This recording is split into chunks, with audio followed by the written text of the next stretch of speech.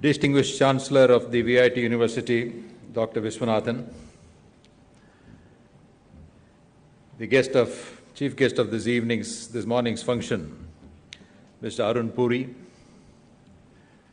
Vice Chancellor of this university, Dr. Raju, Vice Presidents of this university, Mr. Shankar, Mr. Shekhar, and Mr. Selvam, distinguished members of the faculty, invitees, student friends, ladies and gentlemen. My first words this morning are certainly those of thanks to Dr. Viswanathan and his team for giving me an opportunity to be here and meet all of you in this great institution of learning. I was always an admirer of Dr. Viswanathan for many number of years, because here is a person who made many twists and turns and changes in his career, which is very uncommon in people, especially for somebody who chooses politics as a career. They always aspire to be ministers and ministers, age being no bar, and they never think of anything else. Dr. Viswanathan, I read, started his career as he joined the services, then became a lawyer, then chose to enter politics, and he distinguished himself as a very successful minister for food and civil supplies. He went on to make many path-breaking changes there, which I think was a mistake. And then his career took a turn when he wanted to become an educationist and started this institution back in 1984. I've always looked for, and we see visionaries in this world who have transformed the society, who have transformed the opportunities in front of them. There are not many of them. There are very few of them. If you talk of visionaries, if you talk of people with great foresight, overreaching vision, who could imagine things which are well beyond 20, 30 years of today, the best example one comes across is none other than the father of the nation, Mahatma Gandhiji. Sorry, he didn't have a doctorate. Mahatma Gandhi, back in 1919, when there was no communication, there were no television sets, there were no radios, in foreign rule, and when the Congress party was not so developed, it didn't have so many branches and sub-branches, he gave the call for Swaraj. And that call was backed by what? It was backed by truth, it was backed by conviction, and it was backed by a great vision. And in less than 30 years, he achieved Swaraj, Purna Swaraj. So I liken all visionaries to Gandhiji. Here is a man coming from this place, which was little known, but for the CMC, which was again started by a great visionary, Dr. Kadar. Back in 1984, a number of educational institutions were started. I think that was a time when government allowed the so-called self-supporting institutions to come, and a few of them started. And most of them are where they were. And here Dr. Viswanathan has grown this institute to international standards, to international levels. And as I had the opportunity of going around this institute this morning, and then I had an aerial view of this from the library. So the vastness of this institute and the greenness of this institute, which I see everywhere, I think represents the vastness of this man's mission and the evergreen ideas he has got in his mind.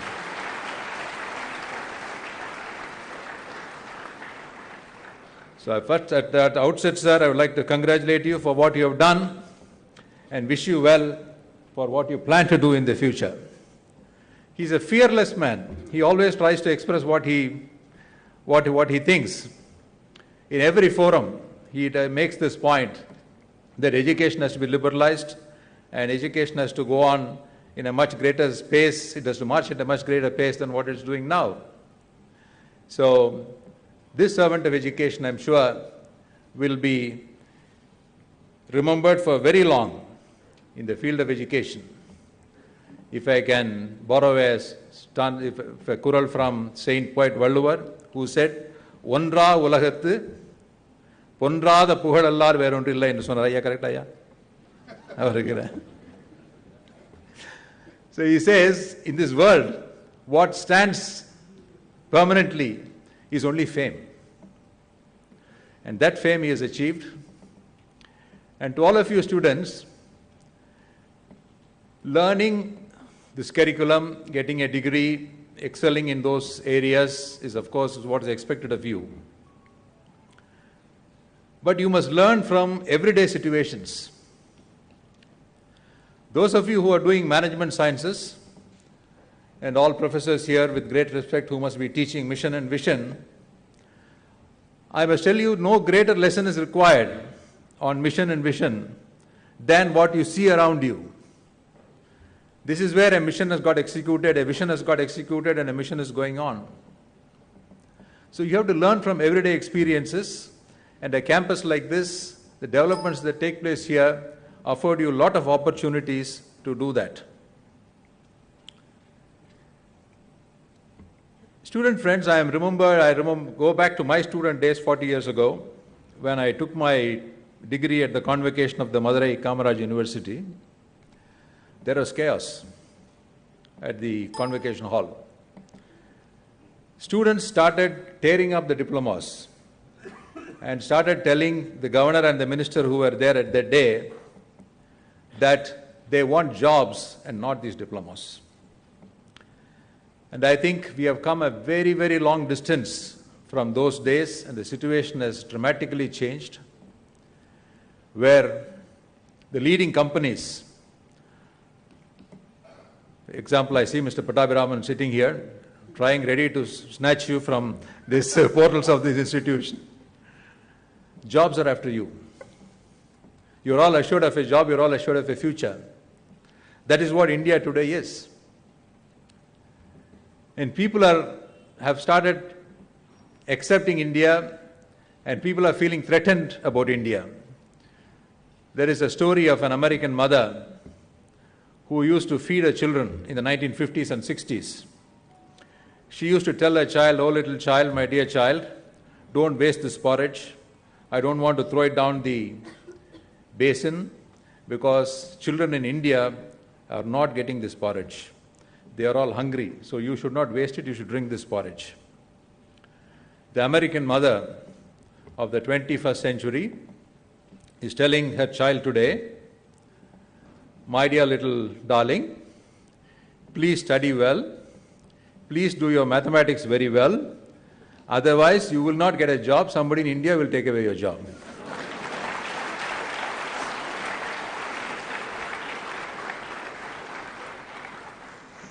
So we have become a global power and a knowledge power. Now, how to enhance all this knowledge power?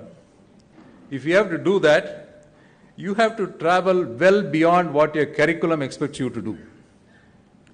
This curriculum which university is set for students has got a very great purpose, but unfortunately it's a limited purpose. Because today we are in a world where knowledge is simply exploding. New research on any subject is coming out by the hour, by the day. New findings are coming. And there is broadcasting, podcasting, telecasting, and whatnot. Everything is so much of explosion of information is there. So if you choose a particular field of study, then you have to be a master in it. You have to look at all information that is coming there, and you have to be ahead of everybody else in your class, and if possible ahead of the faculty members of your class also. Only a specialist, only a guy who has got the absolute, who knows the last word in the subject he is dealing with, he will have a wonderful opportunity in the future. It's not what you know. It is what matters today is how fast you can acquire that knowledge. Nobody can know everything which is happening. But you have to address yourself about rapid learning, and there are ample opportunities for that in an institution like this. I was very happy to see this library today, which they told me has got 200,000 plus books from the library, and they have 150,000 more e-journals. And the magazine rack, which I happened to look through, had a lot of magazines, including a photography magazine, which is my hobby. So such diverse opportunities are provided in this field, and one has to make use of them. Mr. Selvam was taking me around the campus. He was showing me the different cafeterias. Most of them were empty and the library was full. I was very happy to see that.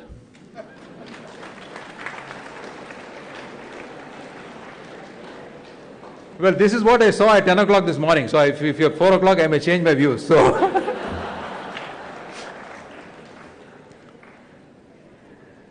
And I was very happy to hear from Dr. Vishwanathan that he was doing a trust, a charity, which has already distributed close to 68 million or 70 million rupees.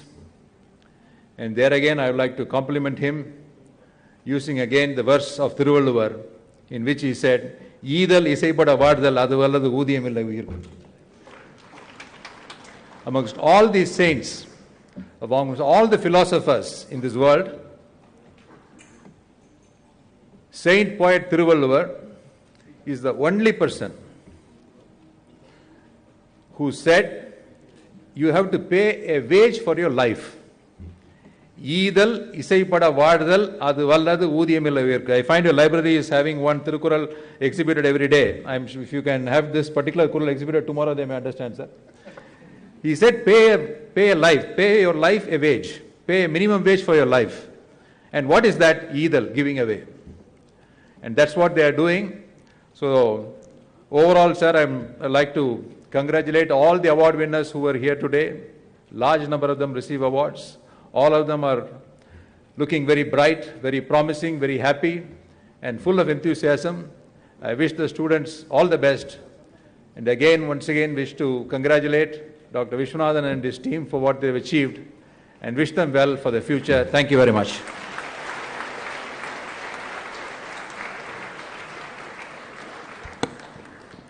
Thank you, sir, for your kind and encouraging words. I would now like to request our Vice President, Mr. G.V. Selvam, to present a memento to our guest of honor.